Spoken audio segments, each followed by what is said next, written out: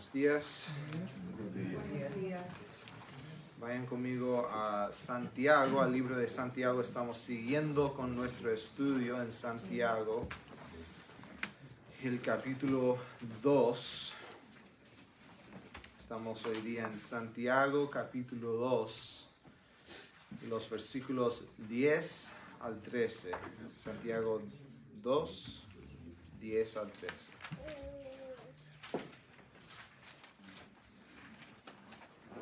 Dice así: porque cualquiera que guardare toda la ley, pero ofendiere en un punto, se hace culpable de todos. Porque el que dijo, no cometerás adulterio, también ha dicho, no matarás. Ahora bien, si no cometes adulterio, pero matas, ya te has hecho transgresor de la ley.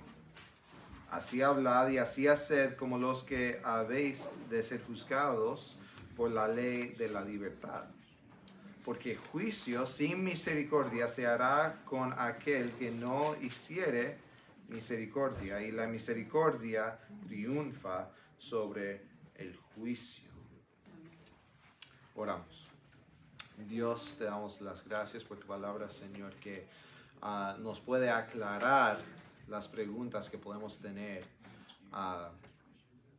sobre cómo glorificarte a ti, cómo debemos vivir, y a veces nos hacemos preguntas si esto es correcto o si el otro es correcto, y tu palabra nos da todo lo que necesitamos, Señor, para saber cómo debemos seguirte a ti mejor cada día. Pido tu bendición sobre este tiempo, sobre todos aquellos que están aquí presentes, Señor, y los que están escuchando por internet también. En tu nombre te lo pedimos todo. Amén. Yo he visto muchas películas, muchas series en televisión, y me parece que hay como en la media existen dos tipos de cristianos. Uno que lo digo que es bien puritano, que dice, debes vivir así, no tienes que hacer esto, y debes ponerte la ropa todo negra y estar bien peinadito y sin barba, y no hablar con Tino jamás. No iba a predicar de Tino, pero después de lo que dijo de María no me siento mal. Y el otro clase de cristiano que existe en la media popular es el cristiano que es bien parecido al Joel Osteen, de Dios te quiere y Dios te ama, y nada habla de amor y gracia y misericordia, pero nunca menciona el pecado ni el juicio.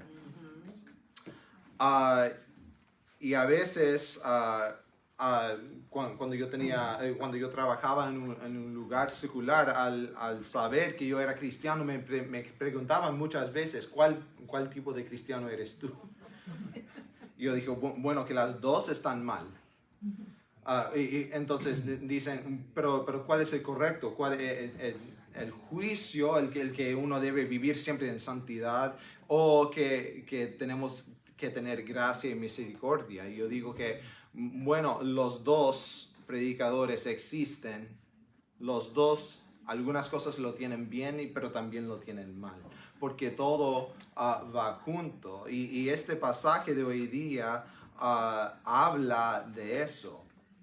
Habla del contraste entre el juicio y la misericordia. Ojalá al terminar vamos a tener aclarado algunas cosas acerca de eso, y para recordarnos del balance que tenemos entre las dos cosas en la Biblia, pero que la Biblia nos dice cómo debemos pensar, pero también cómo debemos vivir. Bueno, leyendo en los versículos 10 al 11, dice, porque cualquiera que guardare toda la ley, pero ofendiere en un punto, se hace culpable de todos. porque el que dijo no cometerás adulterio también ha dicho no matarás. Ahora bien, si no cometes adulterio pero matas, ya te has hecho transgresor de la ley. A veces cuando yo estoy enseñando, yo enseño en la escuela secundaria gramática y escritura de inglés. Y a veces tenemos algunas cosas que tienen que hacer los estudiantes que son, que existen en un sistema de o pasar o fallar. Y no hay entre medio, no hay porcentaje, no hay A, B, C, no hay nada de eso. Es o puedes pasar o puedes fallar. O lo haces o no lo haces bien o lo haces mal. Tienes A o tienes F, no existen los puntos. Y dice aquí que la ley es un sistema de pasar o de fallar. Es una cosa de pasar o fallar. Tiene aquí el ejemplo de, bueno, la ley dice no cometerás adulterio y también dice no matarás. Bueno, si tú toda la vida nunca cometes adulterio, pero una vez en tu vida mataste a alguien, estás mal, estás culpable, eres culpable de todo, de toda la ley. Es un sistema de pasar o fallar, no es como una cosa que existen unos 600 y pico leyes en el Antiguo Testamento. Si uno lo quiere leer, existen un poquito en Éxodo, también en Levítico. Existe toda la ley que trataban de seguir la gente hebrea. Y existen unas cosas que son bien radicales, unas cosas que uno no puede seguir por toda la vida. Y aquí solo menciona 2, que son parte de los 10 mandamientos, pero también habían unos 600 más. Es mucho para seguir, y algunas cosas que parecen estar bien diseñados para que mostrarnos que no se pueden seguir por toda la vida, no se pueden seguir fielmente a toda la ley. Y entonces uno si da la lista y hasta el número 122, oh, no, esto lo hice una vez, check. Uno más y no, yo seguí esto, oh, no, esto no lo seguí perfectamente. Y si vas por todos los 600 y pico de leyes que existían y nada más cometiste 2 pecados, pero eres culpable de todo. Es un sistema de pasar o fallar. En 99% no existe, no es suficiente para llegar uno al cielo, y por eso tenían también un sistema de sacrificios que ellos entendían que eran para mirar al frente que venía el Mesías para perdonar los pecados para siempre, pero tenían como un sustituto en los sacrificios, porque ellos sabían que no podían seguir la ley perfectamente. Es un sistema de pasar o fallar. Si cometes una vez en la vida algún pecado, eres culpable de todo. Se hace culpable de todo. No que alguien te dice, eres culpable. Uno mismo se hace culpable. Ahí dice, se hace culpable de todos. Bueno, y dice, pero yo no sabía. ¿Qué pasa si lo hice cuando era bien joven y yo no sabía que era ley? O yo no entendía bien esa parte de la ley, entonces yo no lo seguí muy bien. Eso fue hace 15 años, 20 años, 50 años. Yo pienso en los políticos, que uno quiere correr, avanzar y buscar un oficio de político, y ellos buscan hasta 20, 30, 40 años, si los emails que ellos mandaron, si hay alguna cosa que, no, una vez él dijo en Twitter que odiaba tal persona. Y entonces, no, él odia, entonces él no puede porque no. Y ellos lo tienen culpable, aunque eso fue hasta 30 años. Ni quería buscar oficio político en ese tiempo. Pero hizo una cosa hace 30 años y dicen, no, él no puede ser a cargo de nosotros. Y es igual, si nosotros lo hicimos hace mucho tiempo o lo hicimos ayer, no importa, porque nosotros somos responsables por toda la vida en frente de Dios. Si ofendiere en un punto, se hace culpable de todos. Y también hay mucha gente que dice, no, mira que yo no soy tan malo. Y que yo lo seguí así. Yo seguí los 10 mandamientos. Yo seguí todo eso y esa gente se llamaban los fariseos. Y ellos tenían mucho orgullo porque ellos podían seguir todo. Y yo de pequeño, yo aprendí que no se debía hacer esto, ni esto, ni esto. Entonces yo siempre honraba a mis padres. Yo siempre fui a adorar a Dios. Yo oraba en frente de todos. Y yo di de mi ofrenda y yo lo hice en frente de todos. Todos me veían, todos saben que soy bien bueno. Y a veces no somos así, pensamos así. No andamos así, mira, y se vestían diferente y usaban la ropa diferente y se bañaban diferente y oraban diferente. Y los fariseos se hacían todo para que todos vieran que ellos estaban bien. Mira, yo seguí todo. Así es. Vayan conmigo al Mateo, capítulo 5.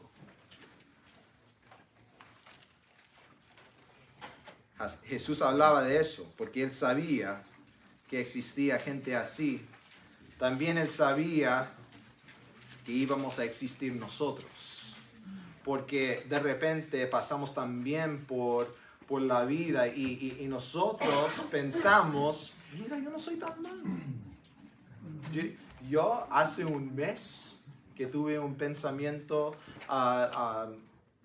faltando respeto a mi jefe. ¿Hace un mes? Yo hace una semana que no digo nada malo de mi esposa. Hace como un año que he faltado a la iglesia. Yo no soy tan malo. Mira que dice Jesús. Si tiene Biblia de letras rojas, uno sabe que esto es parte de un sermón que estaba hablando el Señor mismo cuando él caminó sobre de la tierra y dice así en Mateo 5 versículo 27 y 28. Él estaba hablando de los fariseos directamente. Dice, oísteis que fue dicho, no cometerás adulterio. Está usando el mismo ejemplo. Pero yo os digo que cualquiera que mira a una mujer para codiciarla, ya adulteró con ella en su corazón. Y yo creo que existían algunos fariseos ahí en este tiempo que decían, oh no, yo nunca, pero adentro tenían que admitir, sí, yo he mirado. No toqué, pero miré. A veces yo he hablado con mis estudiantes y dicen, no, yo nunca he tenido relaciones con una niña. Las miro, pero no las toco. Yo digo, estás mal. Léete Mateo 5. Estás mal. Y para que nosotros no nos ponemos a pensar, no soy tan malo, también tenemos que pensar en eso. La conclusión es que todos fallamos. Si es un sistema de pasar o fallar, 99% yo seguí toda mi vida y yo cometí algunos pecaditos por ahí. Una mentirita por ahí, una falta de respeto por ahí, una mirada por ahí. estás mal. Todos fallamos. Si ofendiere en un punto, se hace culpable de todos. Entonces, si todos vamos a fallar, ¿por qué existe la ley? Porque también sabemos que Dios nos ama, Dios nos quiere. Entonces, ¿por qué existe la ley? ¿Por qué Dios dio la ley a su pueblo? ¿Por qué existen todavía en el Nuevo Testamento ciertas cosas que tenemos que hacer, ciertas cosas que debemos seguir en la vida? ¿Por qué existe la ley? Si Dios sabe que vamos a fallar, si Dios sabe que no podemos cumplir con eso, especialmente pensando en Mateo 5. ¿Por qué existe la ley? Vamos otra vez en Mateo 5, pero en el versículo 48. En el versículo 48. En el mismo sermón Jesús está predicando todavía. Jesús predica unos 3 capítulos. Y dice en Mateo 5, versículo 48, sed pues vosotros perfectos, como vuestro Padre que está en los cielos es perfecto. La ley existe porque refleja el carácter de Dios. Nos hace pensar en el carácter de Dios. Nosotros tenemos que recordar que no somos perfectos. Nosotros no somos Dios. A veces nos hacemos nuestros propios dioses. Queremos seguir nuestras propias reglas. Y nuestras reglas parecen muy bien a las reglas cristianas, a la ley, quizás del Antiguo Testamento, y es parecido. Mira que yo hago esto y esto y esto y esto y esto. Y no codiciar. No, pero esta regla no me gustó, entonces lo dejé por ahí. Pero el carácter de Dios se refleja en la ley. Y por eso Dios quería dar la ley a su pueblo, al gente de Israel. Mira, todo esto me importa a mí.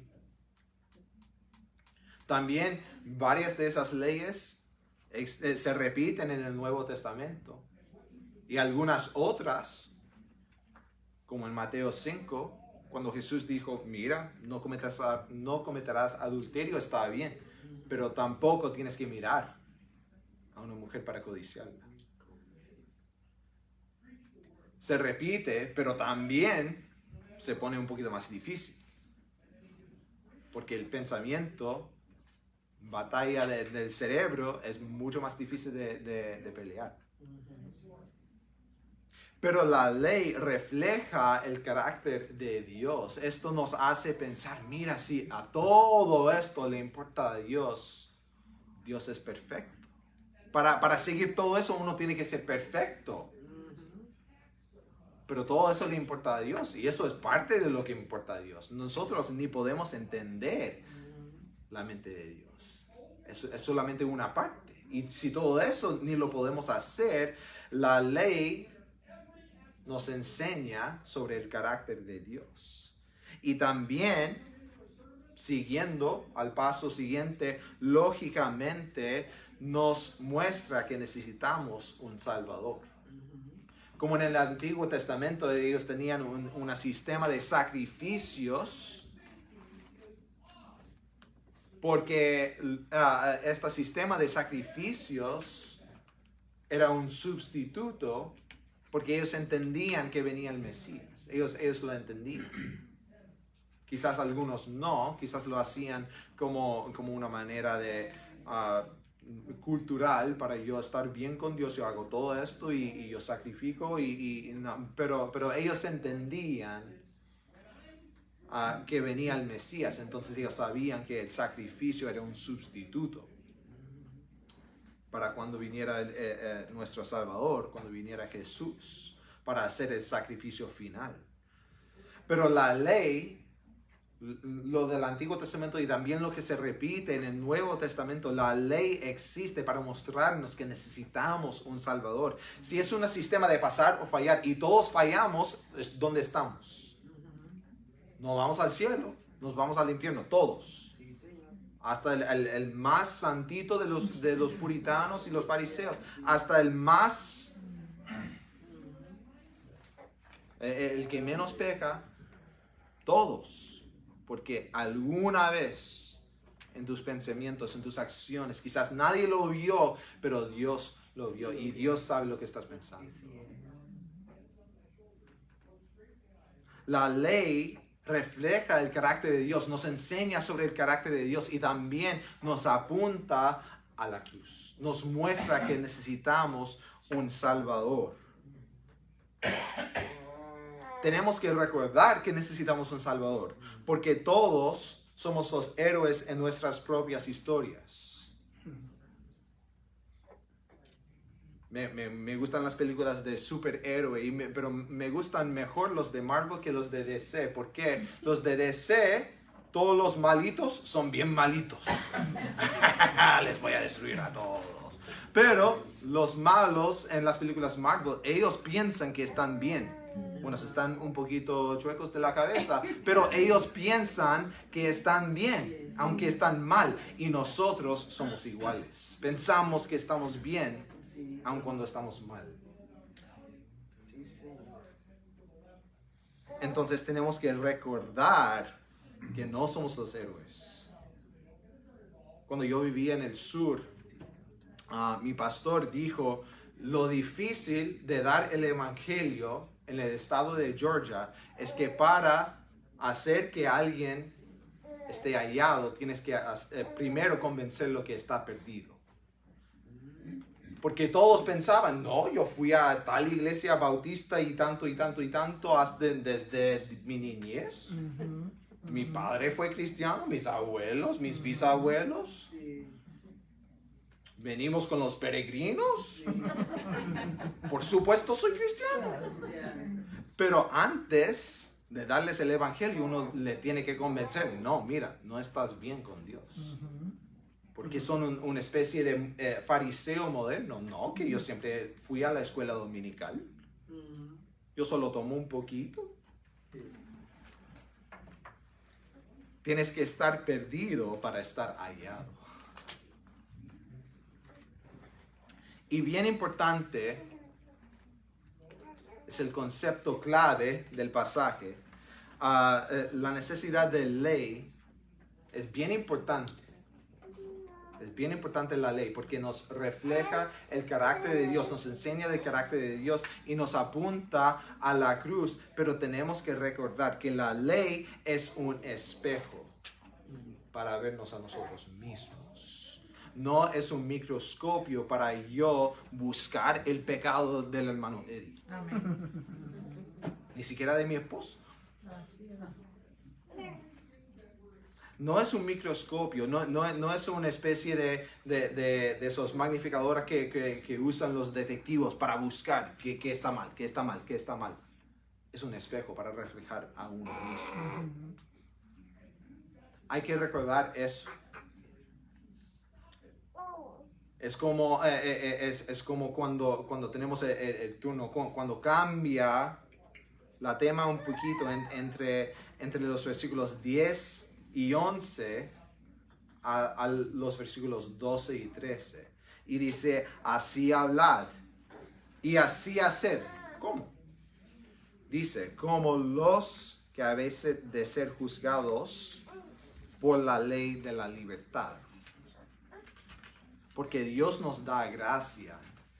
Dios nos tiene misericordia.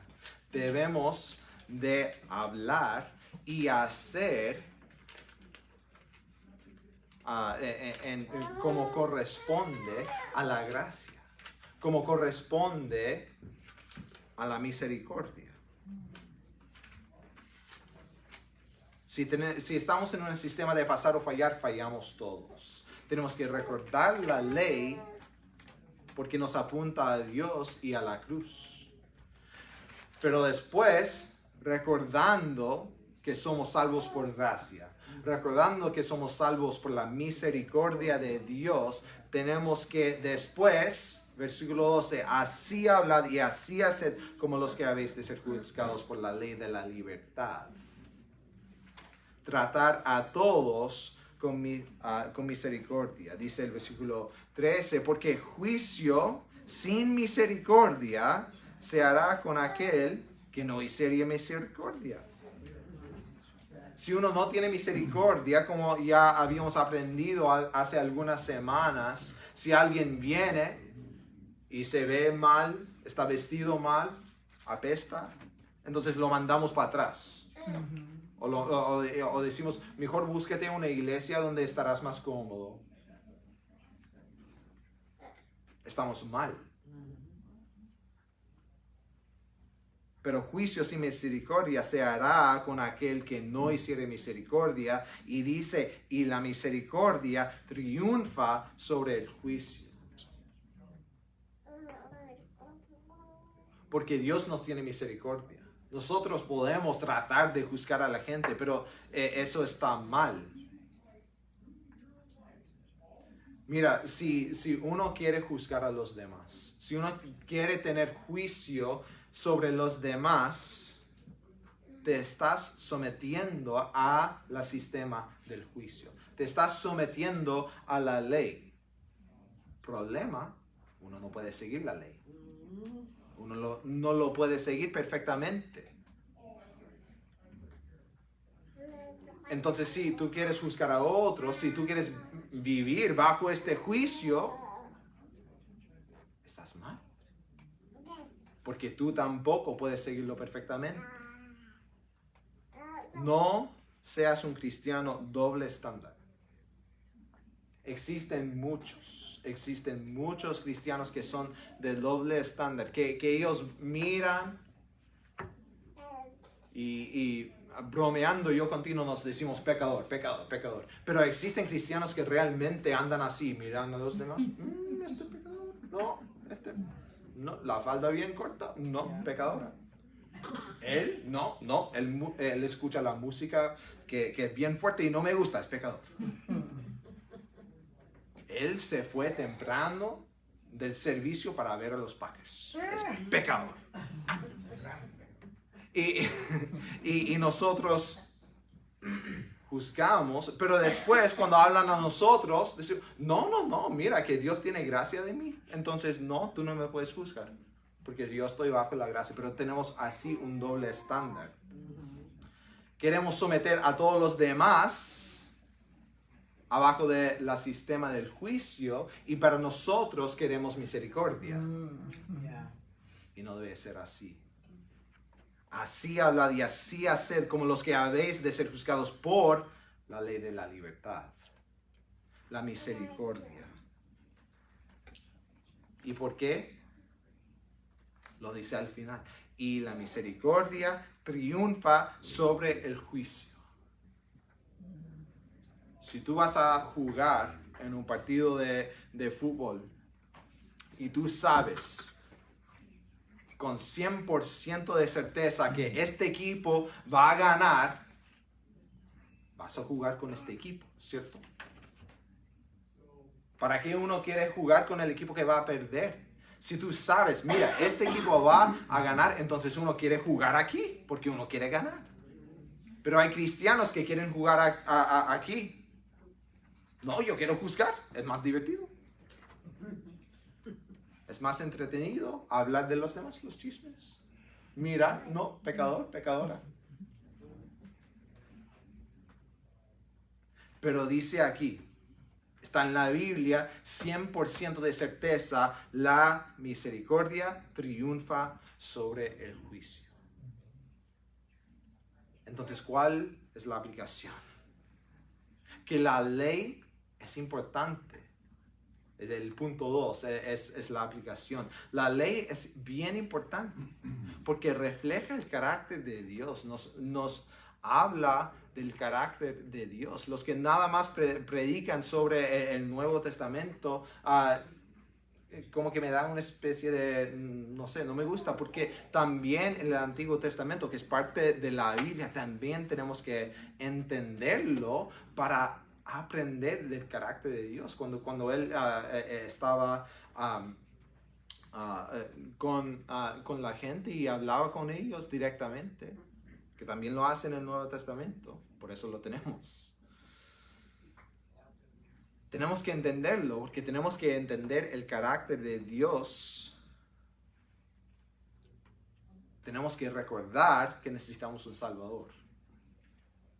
Espero que haya un tiempo en tu vida cuando tú tenías este tiempo, cuando tú decidiste, yo necesito también un Salvador. Pero también tenemos que recordar que cuando estamos con los demás, que ahora estamos bajo no la ley, pero la misericordia de Dios. Estamos bajo la gracia de Dios. Entonces, si nosotros tenemos esa gracia, también tenemos que tratar a los demás con gracia. Así hablad y así haced, como los que habéis de ser juzgados por la ley de libertad. No la ley del juicio, no del sistema pasar fallar, porque todos fallamos. Pero tenemos, cuando andamos, cuando hablamos, cuando estamos tratando a los demás, tiene que ser con gracia. Oramos. Dios, gracias por tu palabra que nos puede aclarar esas cosas, esas preguntas. Si es tan importante la ley, entonces ¿por qué la gracia? Si es tan importante la gracia, ¿por qué tenemos la ley? Que podemos aquí entender, Señor, que las dos cosas son bien importantes para la doctrina y para cómo debemos vivir. Pero recordamos, Señor, que la ley es un espejo para cada uno. Y no para yo investigar los pecados de los demás, pero para yo reflejar cómo puedo seguirte mejor a ti. Después cuando voy, después cuando me busco a mí mismo mis pecados, después salir y tratar a los demás con la gracia que tú tienes para mí, Señor. Espero que todos aquí, que estamos todos dispuestos a escuchar tu palabra y a seguirla, Señor.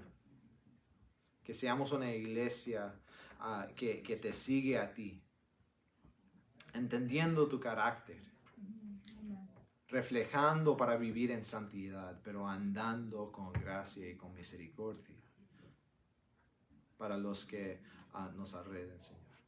Pido tu bendición sobre todos aquí, Señor, en tu nombre. Amén. Amén. Amén. Amén.